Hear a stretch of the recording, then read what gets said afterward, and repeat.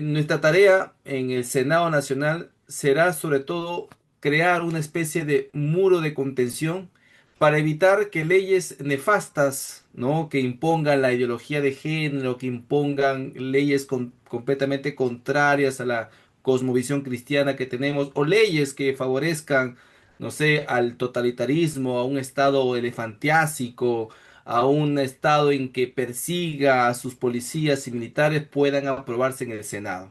Vamos Ujú. a ser muy celosos y vigilantes de que estas leyes malas no se aprueben y por el contrario mejorar, ¿no? En la medida de lo posible las leyes que sí gocen de una aprobación desde que provengan desde la Cámara de Diputados.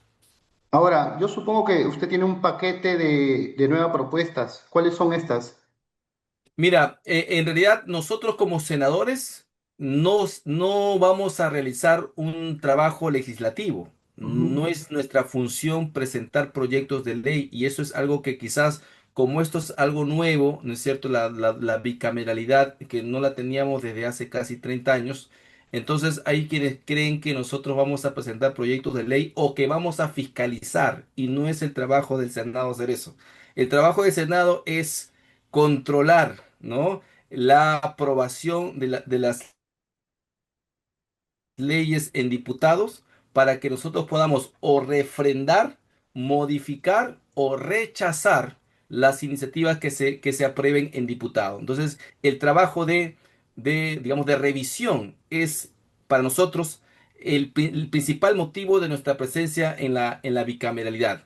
Y eso se logra, uno, con conocimientos, obviamente se tiene que saber qué se está legislando, y dos, con experiencia. Y la experiencia justamente la que hemos acumulado en este periodo que ya está terminando. La otra función que vamos a nosotros realizar es un trabajo de elección de nuevos autoridades o nuevas autoridades del país, ¿no? Por ejemplo, el Tribunal Constitucional, vamos a elegir al nuevo defensor del pueblo, vamos a elegir a la nueva terna de la superintendencia perdón, del Banco Central de Reserva, vamos a elegir al nuevo contralor y obviamente allí también tenemos que hacer un trabajo exhaustivo de verificación del perfil profesional de quienes se presenten para estos puestos, ¿no? Vigilar de que quienes sean designados por el próximo Senado sean personas correctas, sean personas idóneas, que no tengan ningún rabo de paja. Claro, es bueno precisar estos roles que van a cumplir los senadores y los diputados, porque la ciudadanía no sabe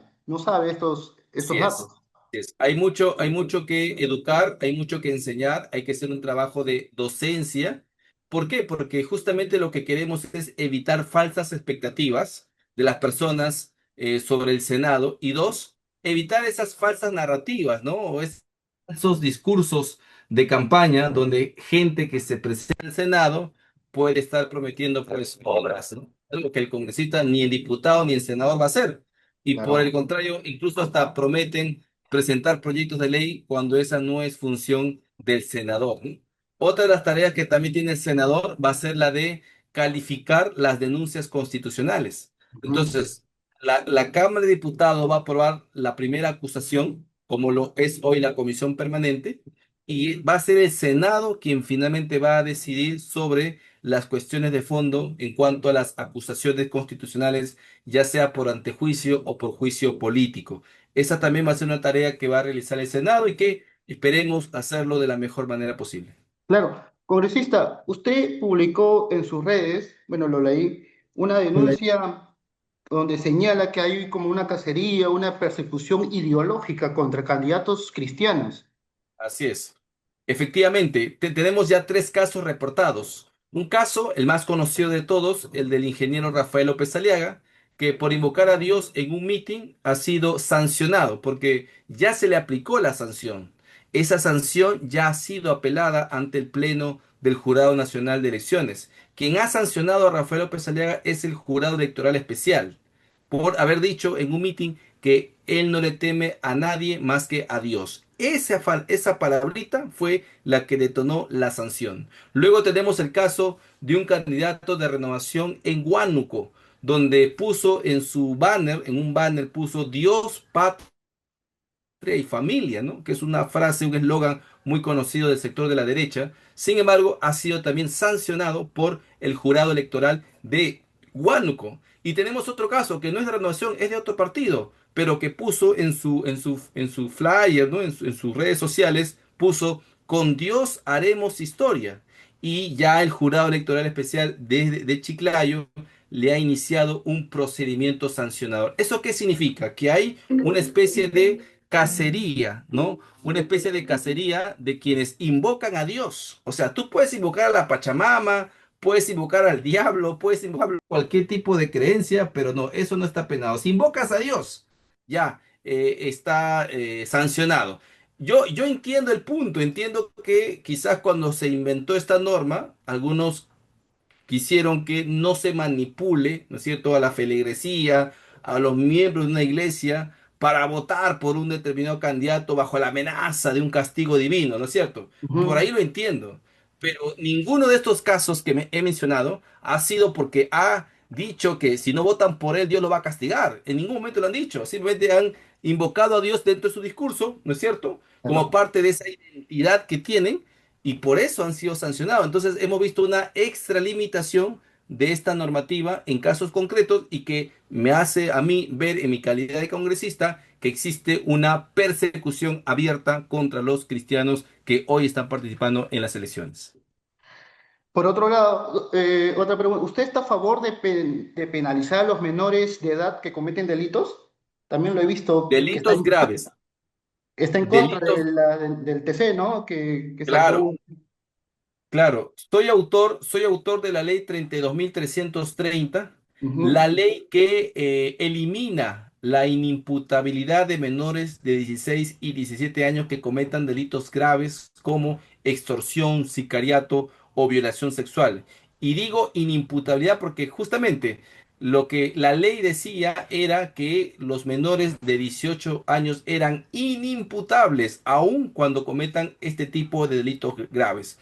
Eso se dejó de lado con la ley 32.330, pero lamentablemente esa ley que ya estaba surtiendo efecto, ya se estaba aplicando en nuestra realidad. Había más de 30 adolescentes de 17 años que habían caído por el delito de sicariato, ya estaban con prisión preventiva. ujú. Eso se ha dejado de lado porque ahora estos chicos, gracias al TC, van a tener que ser recluidos en Maranguita, un lugar donde evidentemente no presta las condiciones para encontrar la ansiada resocialización. Estaban apartados de los adultos, no es que estaban combinados con los adultos. Si bien la pena se le aplicaba lo mismo que un adulto, pero no eran recluidos en los mismos penales de los adultos. Se les había apartado un lugar especial. Ahora ellos tendrán que dejar ese lugar especial para irse a combinar con niños en Maranguita. Ahora, congresista, hay muchos candidatos, he visto videos, que salen en sus redes, ¿no? A exigirle a su líder, Rafael López Aliaga, eh, someterse a un examen toxicológico. ¿Usted qué opina al respecto? No, digamos, es una parte de esta campaña sucia, ¿no? En la que lamentablemente nos hemos vuelto a meter, y digo vuelto a meter porque esto ya no es nuevo en nuestro país.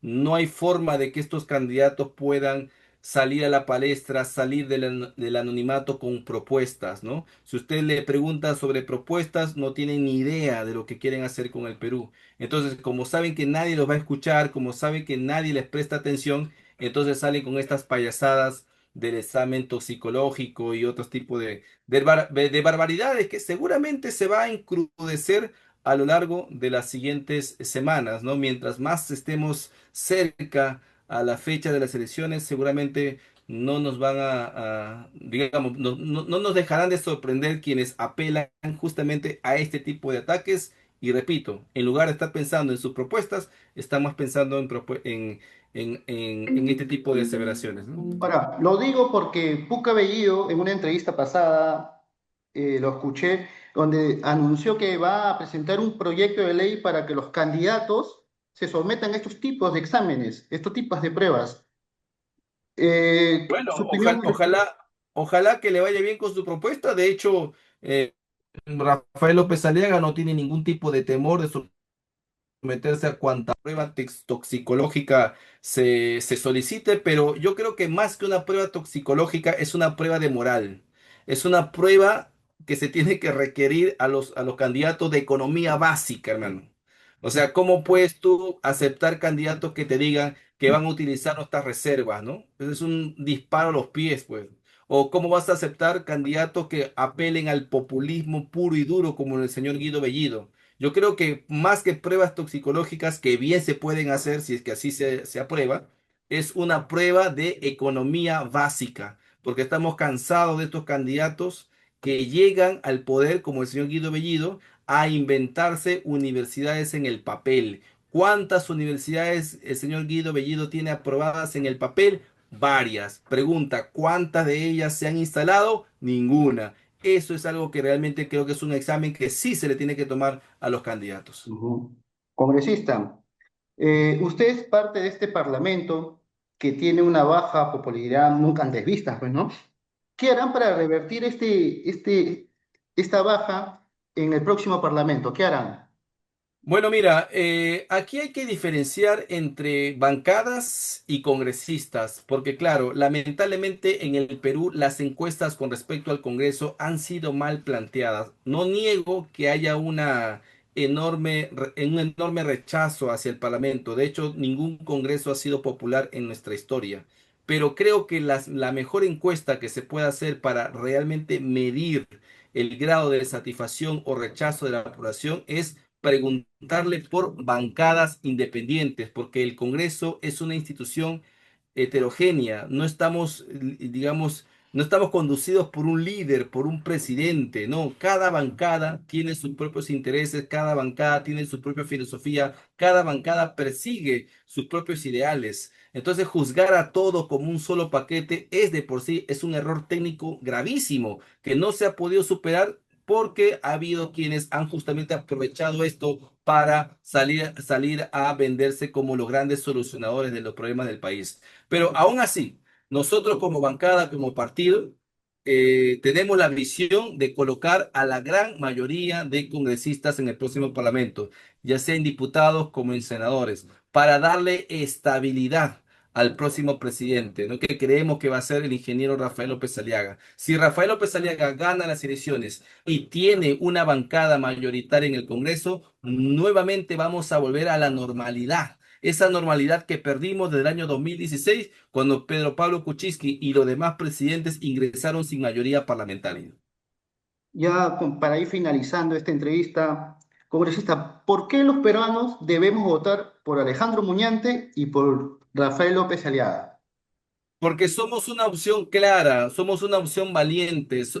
Las personas nos conocen, saben cómo pensamos, saben lo que creemos, saben las convicciones que tenemos. Aquí no vamos a improvisar absolutamente nada. La gente sabe en los principios que defendemos. Y si la gente está de acuerdo con que estos principios se tienen que seguir manteniendo en nuestro país, nosotros somos una opción. Alejandro Muñante ha sido conocido durante todo este tiempo por ser un defensor de la vida, un defensor de la familia, un defensor de la libertad, un luchador por la democracia y también nos hemos enfrentado a grandes mafias como los caviares, la corrupción de Odebrecht, el señor Antauro Humala en su momento y también fuimos los que propusimos la tercera inhabilitación del señor Vizcarra. Entonces, conoce nuestro trabajo, sabe cómo pensamos, sabe qué es lo que vamos a decir siempre y por esa razón creo que si nosotros con este trabajo que hemos realizado estamos representando a un gran grueso de la población que quiere y siente que el Perú debe seguir siendo ejemplo en ese sentido. Así que por esa razón